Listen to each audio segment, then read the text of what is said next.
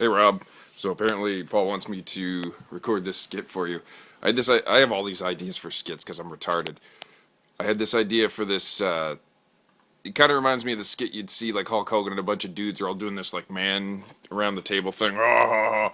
So mine is they're all sitting around the table and they're like, "Welcome to the man hour," and they're all like, "Yeah," and they're all bashing their beers on the table.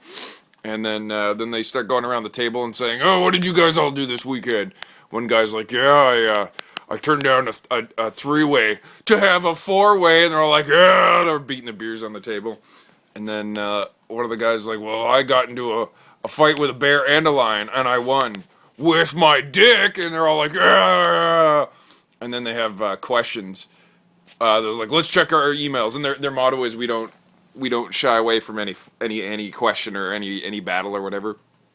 And then they do some questions like, who would win in a fight between Chuck Norris, and everyone just goes Chuck Norris, like you can't even find out who the other guy is. And then the question comes in, if you had to sleep with a dude, who would it be? And everyone's like, "Oh!" And one guy says faggots, and he throws his papers all over the place. And they're like, "No, guys, we answer all questions." And then they all just sit around and they have like fucking really bored looks on their faces, like, "Oh." And then the main guy says, "Okay, fine. Well, someone's got to start this off." He's like, "Johnny Depp.